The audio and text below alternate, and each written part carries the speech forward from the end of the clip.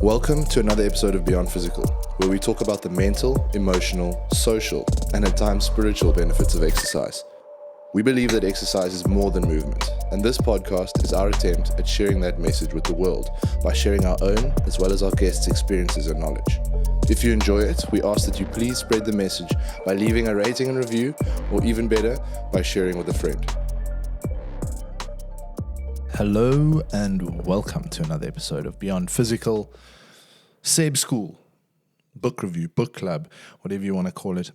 I haven't actually officially named this subsection, I don't believe, but I'm back to share with you another book review. Part of my challenge, my goal for the year of 2025 to record a podcast on every book that I read. I don't read that many books, so don't worry, I won't bore you with too many reviews, or at least usually I'm a pretty slow reader. However, this book wasn't very long, about 300 pages, and the font was pretty big, so it went by relatively quickly, also given the fact that I made fairly comprehensive notes throughout. It only took me about a week, so if you want a light read that's pretty cool, pretty inspiring, I said to someone the other day, one of the members of the gym, because I read usually whenever I get a gap. It's a beautiful doom scroll substitute. So oftentimes at the gym, I'm sitting on the couch at the front, and I'm reading. And Lexi is her name. She asked, "What about this book? What do you think? How is it?" And I said, to be honest, I wouldn't recommend it. It's not one of my top reads, but I found it interesting and I learned a lot from it. So I'd probably give it a 6.5, 7 out of 10. I mean, the fact that I finished it it does actually speak to, I suppose, the what is the word? The level of, I forgot. It's not grippingness. It's not engagement. Captivating, that's the word. It was fairly captivating because I got through it in a fairly short period of time. And most books that I pick up, I actually don't finish. So I'm actually looking at a book next to me called The Almanac of Naval Ravikant, which I've read multiple times over. And he speaks about in the book dispelling this expectation that we have of ourselves to finish books. There's absolutely no need to finish a book. And a dear friend of mine and father figure, Hugh, says the same. You know, if the book doesn't grip you in the first 20 to 30 to 40 pages, then put it down. It's either not a great book, or it's not for you, or it's not for you at that specific time. There are a number of books that I started, got 30 or so pages into and put down, and then picked up about 2 years later, and I absolutely just gorged on it and I loved it. So anyway, I think it was a good time to read this book, The Ride of a Lifetime, Lessons in Creative Leadership by Bob Iger, the CEO of the Disney company. To be honest, I'm not entirely sure if he is still the CEO of the Disney company right now.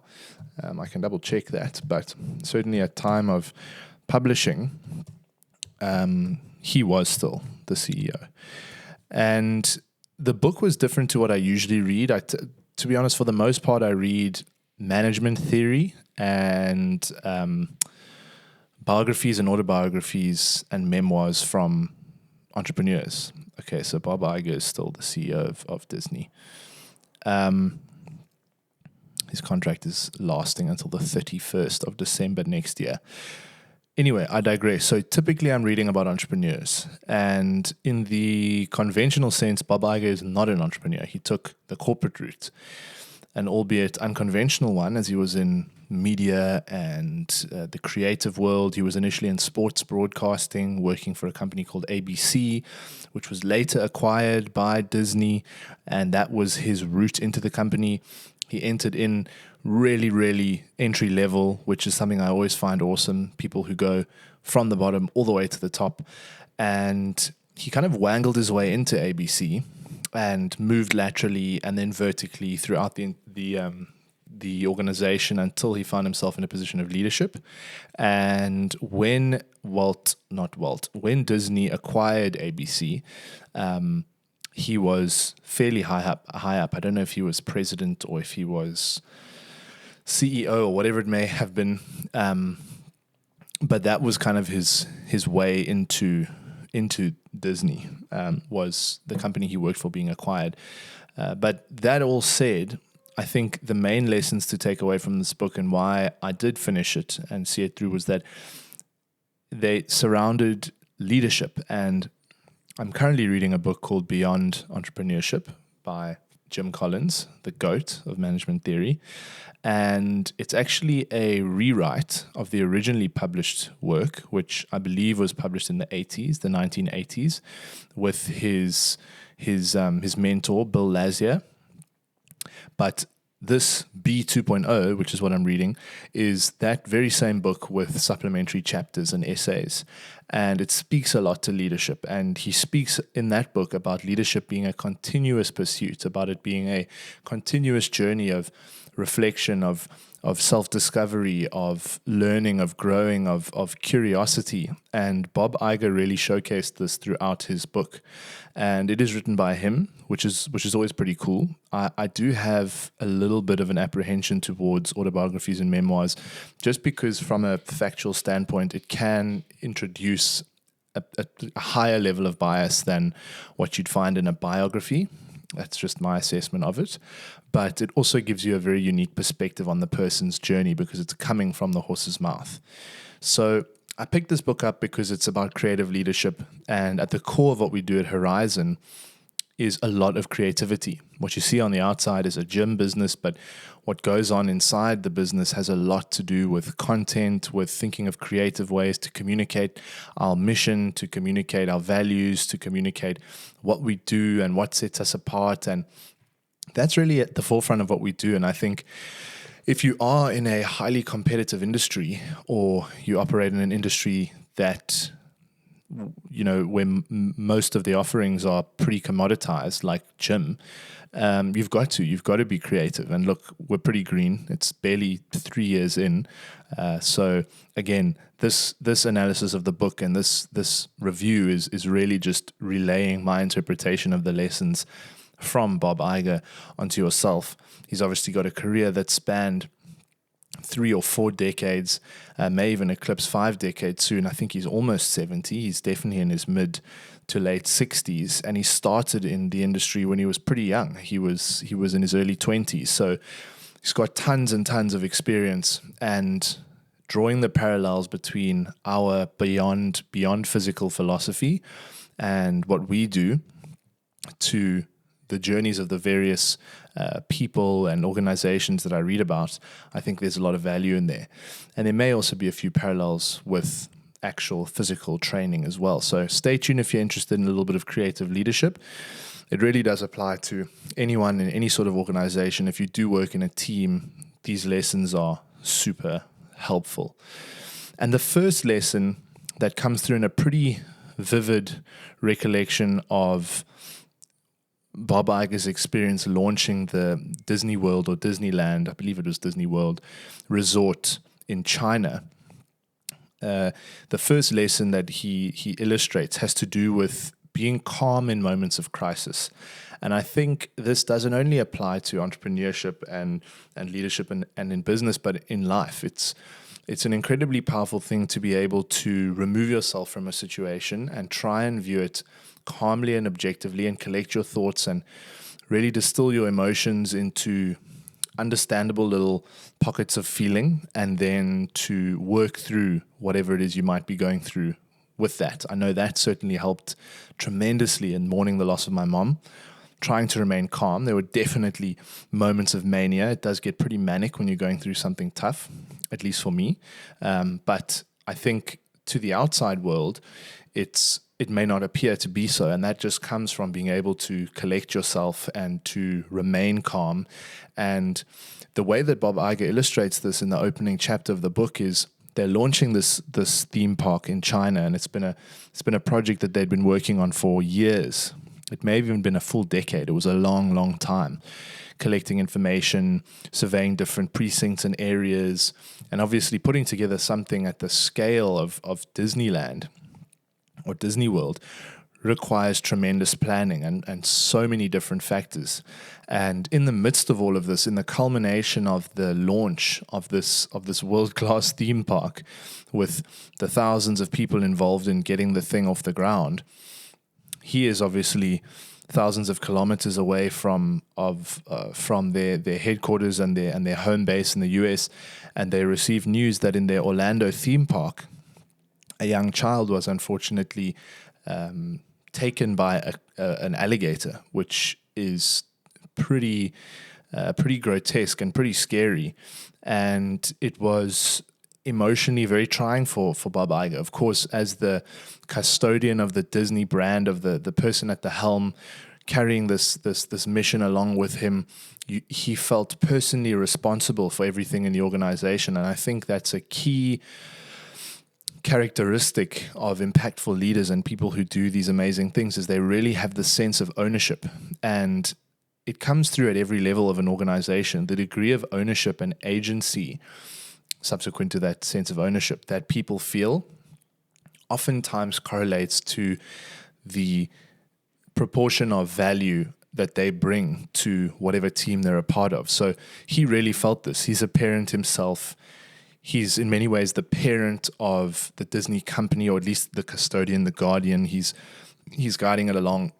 And this awful incident happens, and he's in the midst of the biggest project that he's ever been faced with, arguably, throughout his tenure in the company. And this happens, and he really handled it with such a nuanced level of care and empathy, whilst at the same time doing what he needed to do, which was to be the face of this launch, which is something quite remarkable. And I think a lot of the time we interpret these CEOs of these big companies as potentially sociopathic, emotionless, very cold. But throughout this book, and again, it could be a thing of bias, but the dialogue that he creates, and the narrative that he creates, and at least the picture of himself that he paints with how he narrates his journey, it really does communicate a sense of empathy and someone who genuinely cares. And that was also shown in how he navigated the situation. He called the parents of this child, and he spoke to them on the phone, and he cried with them. And of course, there was nothing he could do. There's nothing you can do to alleviate the pain that a parent's going through when they lose their child. But he really, really did what he could to be there. And it was really hours before he needed to present and address the Chinese public on this new thing that had been launched. So it was this incredible juxtaposition of deep sadness, but at the same time, I'm sure, an immense level of pride for the project that they had brought to life. But he does speak throughout that moment, that episode, of honestly just feeling this cloud of sadness, and the ambassador, or the representative from the Chinese arm of Disney, or it may have been a government official, came to Bob Iger, having heard this news, and said, this is a happy day. Please don't mention this incident. And Bob honored that. He didn't mention it when the launch was taking place, but of course, he was so involved in the background in trying his best to be involved in the ways that he could from afar. And that ability to show up in the midst of chaos, I think, really is a key element of leadership and of leading your life personally. How do you continue to show up in the ways that you can, the best that you can, whilst things are looking crazy? And it's also a great lesson in, I think it's a concept called Sonder, which speaks to each individual person living a completely separate, deeply meaningful life that we are blissfully unaware of. You walk past hundreds of people in the street every day, not knowing what they're going through. And for all extents and purposes, it kind of looks like it's just business as usual. Their life is going as it's going. Maybe you can pick up here and there a little element of someone is a bit down or grumpy or whatever it may be. But for the most part, we don't know. And I think a lot of people are shouldering silent loads that aren't visibly aren't visible to us. And I think that's another reminder to just practice empathy, or at least compassion, for not having the full picture, knowing what's going on in someone's life. The next lesson is integrity as a non-negotiable. So this speaks to being truthful with your team, and how if you're truthful, or if you're not truthful rather, with your team, you break the bond of trust, and how important it is to be fully honest, in, of course, kind ways, direct ways, but kind ways, in order to build a really trusting and authentic culture, whether that's in a sports team, whether that's in a business or a business unit or whatever it may be, in a family.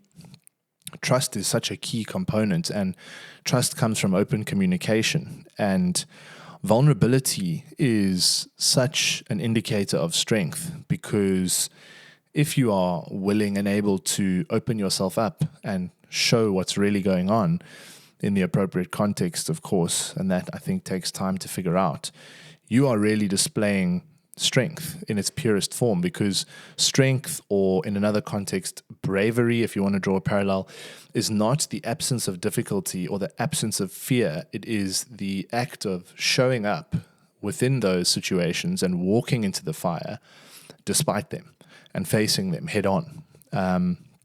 And it's really also analogous with training. It's you build strength by putting yourself under significant load, being willing to expose yourself to that load. And obviously in a work or a social context, that load might just be an unfamiliar situation, or it might be a new element of your job that you've been given the responsibility to handle. And instead of turning it away, you open yourself up and you go, you know what?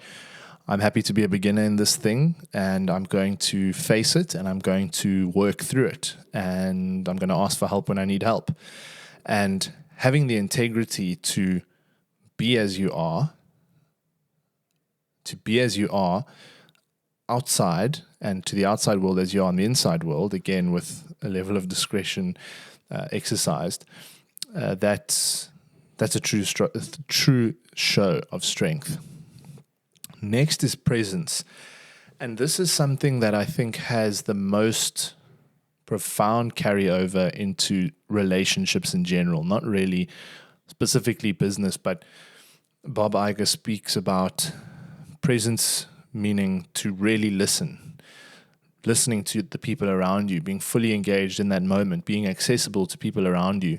And I think it's a line that gets blurred really quickly, especially when you are building a business or growing your life or whatever it may be, to get tied up in things that aren't right in front of you. It's really important to pay attention to the now. You know, what is happening right now? It's like, okay, I am engaging with this person, and that person is my priority in this moment, and to not be distracted. You know, in a world filled with noise, presence can be a rare thing, and is an incredibly powerful thing. To give somebody your full attention, even if it's for 5 minutes, it's something that carries tremendous value and makes people feel really heard. And something that my mom did really well, and was amazing when she passed. I received so much feedback about how they remembered, or people recounting interactions they'd had with her, and they said they remembered that there was this conversation they had, and she referenced something that they had spoken about 5 years prior or months prior in a fleeting moment, but it really spoke to and shone a light on the level of presence that she brought into the engagements and interactions that she had with people. And it makes people feel really special, and it leaves a lasting impact on them because they feel significant. And there's a lot of distraction in the world, but arguably the most important thing that we have in this life is, or the most important things are, the relationships that we build and the people that we connect with. From a spiritual standpoint, more than anything else, to be honest, it's one of the most fulfilling things, connecting with other human beings. And I think that's also very biologically ingrained in us, because we're social creatures. We want to connect, and we want to feel heard, and we want to feel significant. And it's something that I can definitely reflect on as a bit of a juggling act in trying to grow a horizon, and having more things in my world of tasks to do, but really making the time and effort to sit with my people and chat with them and be present in those interactions, and to not be on my phone or on my laptop responding to emails or working on a report. Or, you know, it's important to set times aside to do that. But at the end of the day, the people that you build your relationships with, whether it's in work or in your family or whatever it may be, that's what really matters. And when you're in that moment, you should be fully present. It's, if you wanted to do something that required undistracted focus, then the onus is on you to have created that pocket of focus. But presence is something that really amplifies emotional and spiritual connection. And presence when you're training as well. It's something that I've really enjoyed about jiu-jitsu is the level of presence required to perform a contact sport is second to none. And it's something, for me, again, incredibly spiritual, because you are at one with the task that you're doing. You're nowhere but in that moment. When you're carrying the ball into a collision on the rugby field, you're not thinking about a text that you forgot to respond to. You're not thinking about a work task that you've got to do later. You're thinking about the ball in your hands. You're thinking about the boots on your feet, the grass that's slipping from underneath you, the shifting of your weight, the person in front of you, the person next to you that you want to pass the ball to if you're going to pass the ball. And the same goes for jiu-jitsu. It's like you're in this scenario where you're getting smothered by someone, their chest is on your face, and you've really got to think, okay, cool, this person is suffocating me. How do I maneuver my way out of this without hurting myself and without exposing myself to more potential vulnerability, in a smart way? And I think that level of presence brings so much value to that activity. And you feel so fresh and revitalized and invigorated after being fully present in almost a meditative state. Because I think I haven't done a proper deep dive into meditation, but what it means to me is allowing thoughts to come and go, not holding any judgments around the thought, and being singularly focused on certain inputs. So on some occasions, I've gone to the Newlands Forest and sat by one of the streams or little waterfalls and sat there with my eyes closed or open and just focused on how the sound of the water running from the left to the right is entering my left ear and sounds and feels really different from a sensory point of view to the water that's running away from me to the right. So the water coming towards me on the left versus the water trickling away from me on the right, how those different sounds feel different. And then all of a sudden I might be, my attention might divert to some sort of bee or butterfly or frog or something in the stream. And I'm just looking at that, and I'm looking at how it's navigating its surroundings, and I'm maybe thinking, how did it get here? How long did it take for it to get here? And it's just not forcing any thoughts to come or go, and rather embracing them as they come and go. And I think the presence of exercise, because there are so many sensory components to exercise, there's pain, there's awareness and coordination, there is an understanding of the intention behind the exercise. Am I doing this because I want to be stronger, or am I doing this because I want to improve my cardiovascular, or am I doing this because I'm trying to escape some sort of submission in a jiu-jitsu hold, or whatever it may be? There's so many sensory elements to this thing, and just allowing those thoughts to be and engaging with them freely, that is what meditation is to me. And it's also referenced in Eckhart Tolle's The Power of Now, where he speaks about being the observer. And it's also an element that ties into Stoicism, where you, because of the fact that you can identify a feeling or an emotion that you have or a thought that you have, it almost solidifies the idea that you are not your thoughts. You are an observer of your thoughts. You are experiencing your feelings. You are observing your feelings, but they are not you. And because of that, you don't need to allow yourself to be consumed by them. You can watch them come and go. You can notice certain elements of them. Ooh, there's this thing that my partner or my friend or this random person on the street maybe said, and for some or other reason I interpreted it in a certain way, and there's an emotional response that has come as a result of that. And now I'm feeling like my heartbeat is elevating a little bit. Maybe my palms are a little bit sweaty. Maybe I'm feeling like hyper focused on that specific word or whatever it may have been that I had paid attention to. And just that experience of engaging with a singular moment or word sheds a light on the fact that you are not your emotions, you are not your feelings, you are experiencing them and you're watching them come and go. And it's almost a micro meditation where you can then even take it a step further if you like, and you can unpack what the background and what the context for that response may have been. Why is it that the word nations, there's a book that says nations in front of me, has triggered a certain thought process? Maybe it's because of X, Y, and Z that happened in a conversation I had 3 days ago. Maybe it's because I'm preoccupied with a meeting that I've got 3 days from now. Maybe it's an experience that I had as a child. Whatever it may be, that presence in what is happening provides this moment for you to reflect and to meditate and to really derive the full value from life. Because, and this is not to say that everything along the way that you experience, you've got to just hone in on and unpack and unravel and try and get under the hood of. No, absolutely not. It's when you are in a moment or in an activity that does demand or elicit a connection to whatever it is that's going on, where you then are preoccupied with it for for a longer period of time than maybe you usually would be, or you feel a deeper sense of engagement from whatever perspective.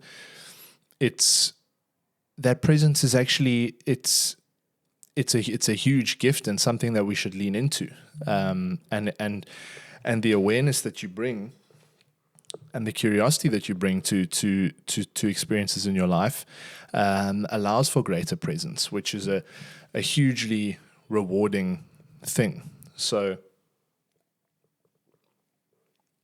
in a roundabout way to say, presence multiplies impact, whether that is for you personally, for whatever experience you may be going through, or a small thing that you interact with and you think about it more than you thought you would have, or within your team or in your relationship, whatever. Presence multiplies the impact of that experience. Next is discipline equals freedom. And this is something that I don't know if Eliud Kipchoge said this, but somebody online on some social media platform, I remember saying this for the first time, and I thought, wow, that is an incredible shift in perspective.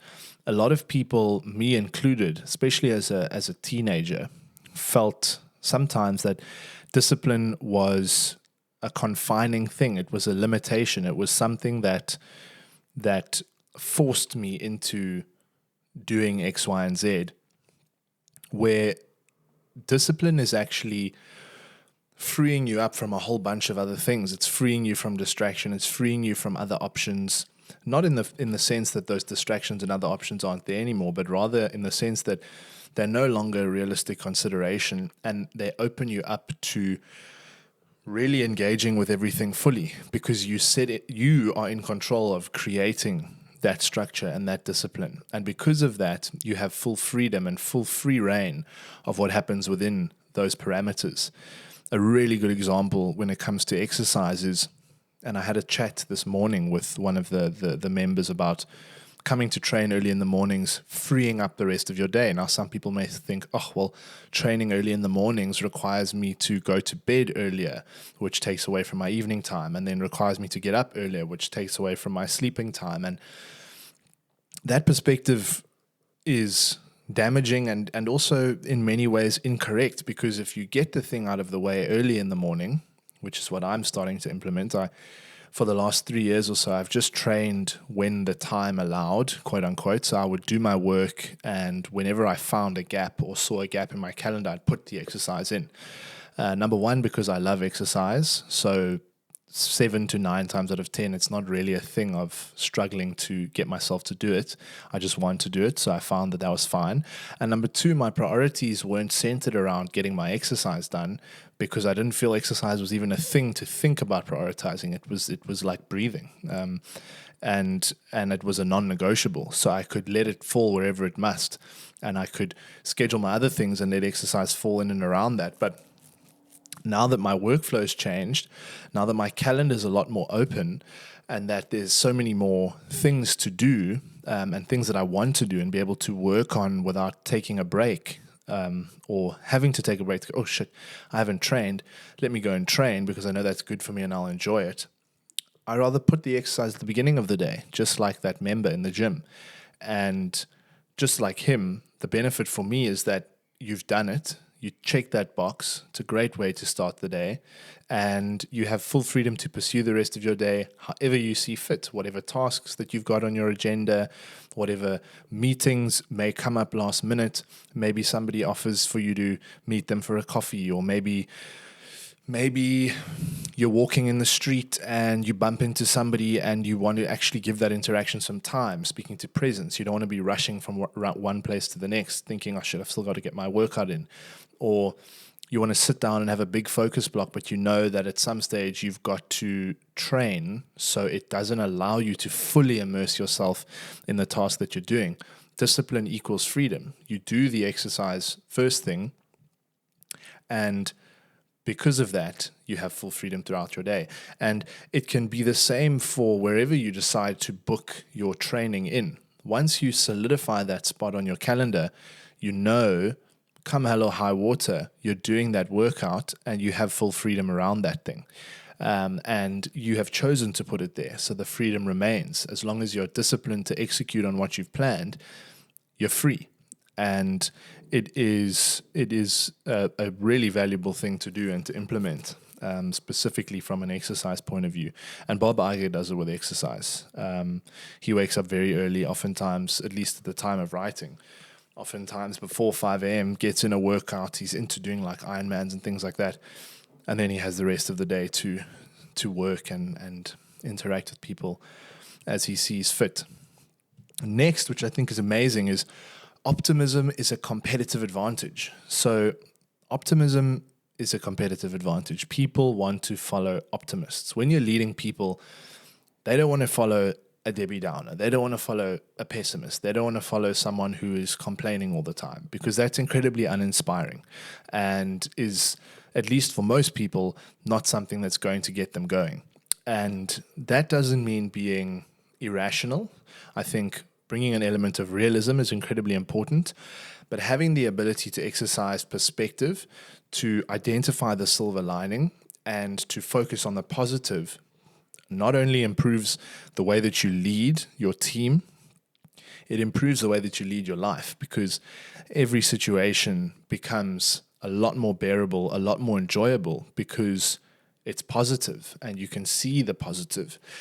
Again, to bring it back to the passing of my mom, I remember very vividly the actual day of her passing. It was the evening, and I'd spent some time responding to messages and letting people know. And I just lay on my bed and I thought, on the other side of this, there is growth. It feels awful right now, but I know that on the other side of it, there is a better version of myself. There is a more mature version of myself. There is a more emotionally in tuned version of myself. There is a more compassionate and empathetic and understanding and driven version of myself.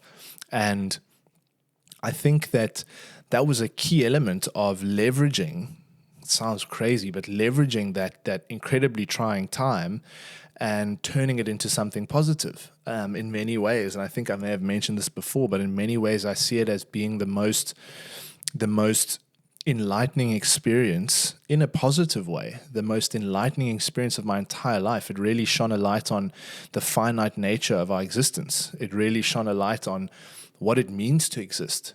And this gets incredibly philosophical very quickly, but it taught me that existence transcends physical being. And that ties beautifully into beyond physical.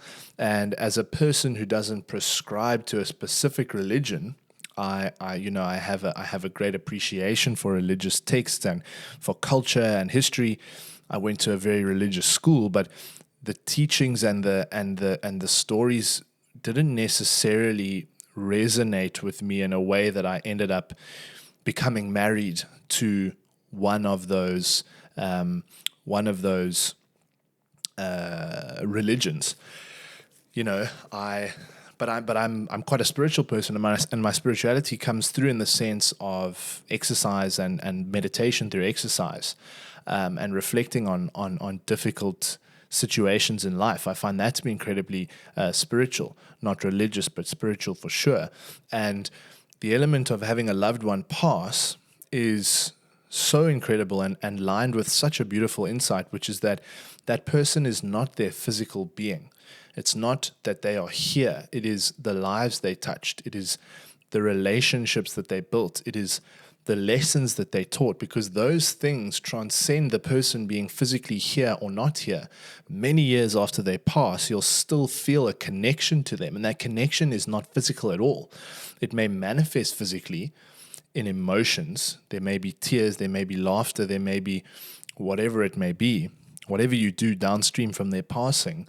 But these are all transcendental. They come from the person having existed in a physical sense, but having imparted certain feelings and emotions and lessons to people that then live on beyond them. And maybe that's the idea of legacy. But for me, that is actually the idea of being and of existence. Is being is beyond physical. Existence is beyond physical.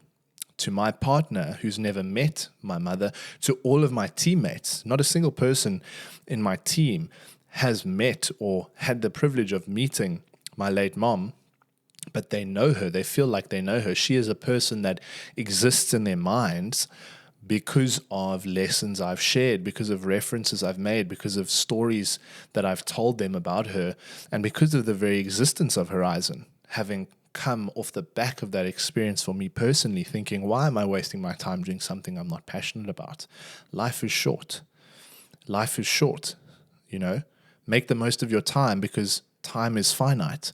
A sense of urgency was instilled within me, and I felt, let me create this ecosystem, let me create this vessel to deliver what I think to be my life's task, which is improving people's lives by enlightening them to the idea of exercise being this thing that really transcends just being physically in shape. It's about being able to navigate difficult times. It's about having the physical ability to do things that you otherwise wouldn't have freely with your loved ones. That's what exercise does for you.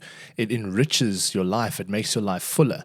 And for me, it felt like a sin, ironic in using that word after having said I don't prescribe to a specific religion, but a sin because it's selfish, and I want to share that, and I have to share that. And the only reason that I felt so compelled from an existential point of view to pursue that path was because of her passing.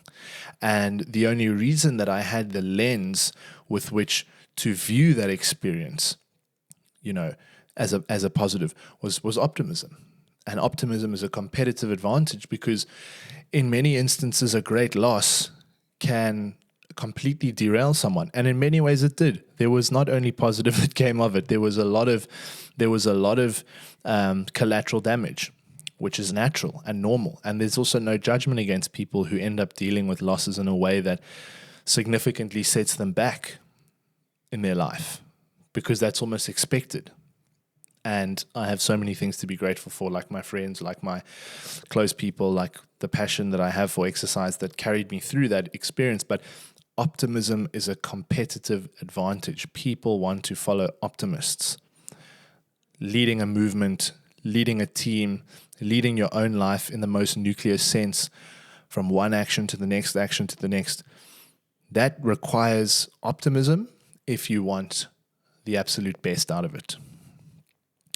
Use optimism to shape team morale, to shape your customer experience. What is the most positive experience that you would possibly hope for the people in your team, for the person who's your significant other, for the XYZ? How does that look like? Work back from there. Okay, cool. You're being optimistic. What is the best possible thing that can happen? Amazing. Prepare for the worst, expect the best. Be optimistic. Be realistic.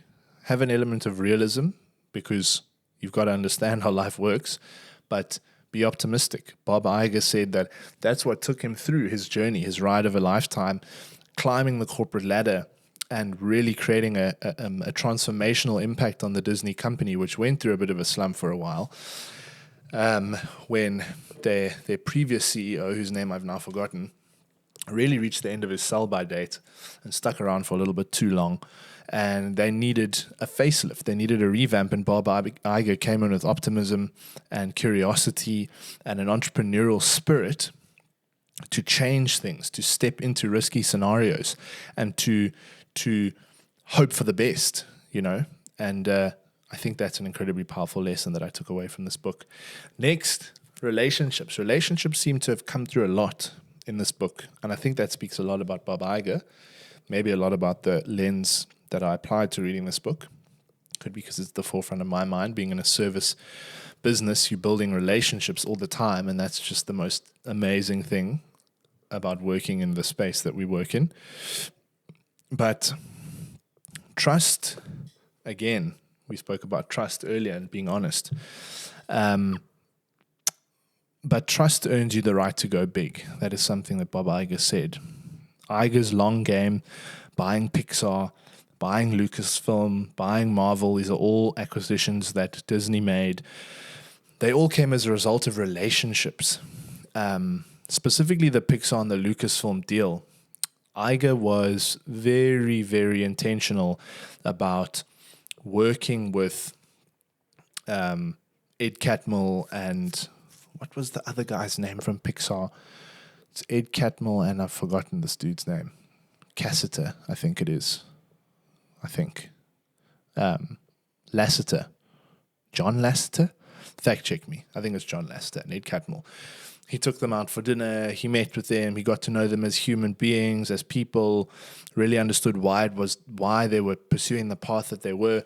He built a relationship with Steve Jobs. There was a very fractured relationship between Disney and Pixar at the time. And instead of going in and looking at the commercials, the way that he went about it was first to patch up the relationship with Steve Jobs, trying to understand why he's involved at Pixar, what it is about the company he loves, what his vision for the company is, and again, why do the main operators, the founders, and the kind of key leadership within that company, being Lasseter and Catmull, what their story was, and getting to know them personally. And that was what made the difference in, firstly, getting Pixar and Disney back into each other's good books. There were people from Disney who didn't enjoy Pixar, and Steve Jobs was not a fan of Disney at all. He believed the relationship was very asymmetrical and that Disney needed Pixar more than Pixar needed Disney. And in many ways, that was completely true. Disney animation had gone through quite a downturn since their early cartoons, which were pretty revolutionary. Snow White, and what were the other ones? Snow White and forgive me, I've forgotten those things now. But there were a number of cartoons which were huge for Disney, but these were from like World War II times almost. They were ancient in the time frame of these companies, and this insight was actually garnered by Bob Iger by going to watch a parade in one of the countries that they were operating in, and he noticed that none of the giant blow-up figurine things that were in the parade were from the last decade. And he thought to himself, this is the problem. We're not innovating. We're not creating anything interesting. We're not doing anything new and impactful and fresh in our animation arm. And he repeated time and time again throughout the book as well, where Disney animation goes, Disney follows. And they had collaborated on a couple of projects with Pixar before the relationship fractured, and identified that they needed this company. They needed their talent. They were incredibly capable and competent computer engineers and illustrators within their company, and their culture was very different. Bob Iger spent a lot of time at the Pixar headquarters learning their culture, knowing their people, understanding their mission and their vision, and figuring this out, he came to the conclusion that they need to rekindle this relationship. And so he went to build the relationship with Jobs. He built the relationship with the co-founders, and the rest is history. Disney Pixar was an incredibly successful acquisition for them, or Pixar at least. And then with Lucasfilm too, he really spent the majority of the time courting George Lucas, hanging out with him, getting to know him, understanding why he built the company, figuring out, would he be open to this acquisition? How might that look? What is the whole purpose of Lucasfilm? Understanding the Star Wars franchise, and then figuring out how Disney could be a proper custodian of that brand whilst respecting it, because in most of these cases, specifically in these two, Pixar and Lucasfilm,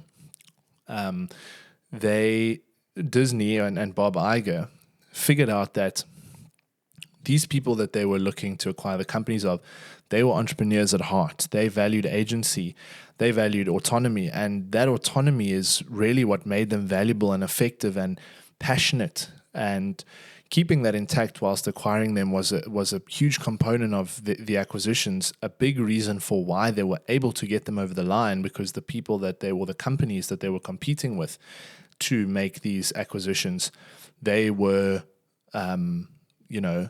they were not doing it for the same reason. A lot of the time it would just be a purchase and then a roll-up, how do we consolidate this company into our own and absorb it? But that is not something that these owners were interested in. And so he managed to get these things over the line through building relationships, not forcing the deal, getting context, knowing the people, knowing the story, and then moving it forward from there, which I thought was really amazing and interesting to find out. And then finally is pressure builds diamonds or cracks. So you can't let pressure shut you down, is what Iger said. Internal, external pressure, managing both of them is incredibly important. The line between stress and growth is how you frame the challenge. And again, that goes to perspective, that leans into the element of remaining optimistic. People rally behind optimism. They throw themselves into tasks that have the promise of something new, something fresh, something impactful, something exciting, something positive. And applying that to growing Disney or whatever context you may be applying it to is really powerful and profound. The line between stress and growth is how you frame the challenge. You'll have internal stress or pressure, you'll have external pressure. You've got to figure out how to manage them both. And strength athletes, if you are somebody who is into training, which I assume you may be if you listen to this podcast, is that the right load builds resilience. You have to put yourself under pressure in order to stimulate a response, to elicit progress, to really get what you're looking for in terms of adaptation. As I mentioned in a previous podcast, adaptation does not come from being exposed to something you're already used to. It comes from pressure. It comes from novelty. It comes from newness. That is a prerequisite to progress and to growth. So pressure builds diamonds or cracks if you don't frame them correctly. So, in closing, some reflections, lessons in creative leadership. Leadership, as I've learned to understand over the past couple of months and years, really starts with you as the individual. And that seems more applicable in your personal life. And at least for me, wasn't immediately apparent in leading a team and in building a business. It's something that you've really got to go inwards to understand. It's something that is a personal pursuit in many ways, because you're having to discover yourself, to understand your specific, unique style of leadership. Jim Collins speaks about leadership in its fundamental capacity, meaning catalyzing the movement towards or the pursuit of the overriding vision and mission of the organization. You have to catalyze people rallying behind the cause. That is what leadership fundamentally is. It's getting people to organize and work together towards a common goal. The way that looks is different for different people. And because of that, you must spend time reflecting on who you are as a person, what your strengths are, what your weak points are, what feels natural to you, what you should work on, what you should pay more attention to, because that is how we will lead effectively. And it's a continuous process. It is a continuous process of reflection, of learning, of making mistakes, of trying different things, and it is a continuous pursuit. So there is no finish line, and that ties into the biggest takeaway, which is leadership isn't performance; it's authentic first and foremost. But it's consistency. It's the consistent pursuit of self-discovery. It's the consistent reflection on the way that we act. It's the consistent analysis of areas that we need to improve on. It's the always looking to be better. It's the always looking to serve in the best possible way. And I encourage you all to reflect. I encourage you to reflect rather on these things. And leadership comes into every element of life. You might look in the mirror and go, look, I'm not set out to be a leader. Well, if you're a living, breathing being, you are leading something, and that is yourself. It's very rare that any person can navigate the world without having any element of decision making and purpose in their own life, at least when wanting to be fulfilled and happy. I've found that there's got to be some element of decision making, and that requires leadership, whether it is yourself only or a family or a team or an organization or whatever it may be. There is leadership in that. So I encourage you to have a reflection. Thank you for listening. I hope that this brought value. And if you're looking for a quick read, that is a pretty cool story. Have a look at the book. It is The Ride of a Lifetime, Lessons in Creative Leadership by Bob Iger. Again, I wouldn't put it in like top books to read, but there's definitely a lot of benefit from it. He also at the end does something really cool where he lists out all of the key lessons, which I think is super helpful if you don't want to take notes on everything. As I've been doing recently, I would still encourage you to do that if you want to get the most out of a read. It doesn't take very long. You just add some additional notes, have a notebook, or even do it in the margins of the book itself, or highlight whatever. But at the end of the book, he leaves some of the key lessons that he has highlighted to be what he feels are the key elements of creative leadership. But thank you for listening to Beyond Physical. I will catch you in the next episode. Please don't hesitate to reach out. I'm always happy to engage on topics like these.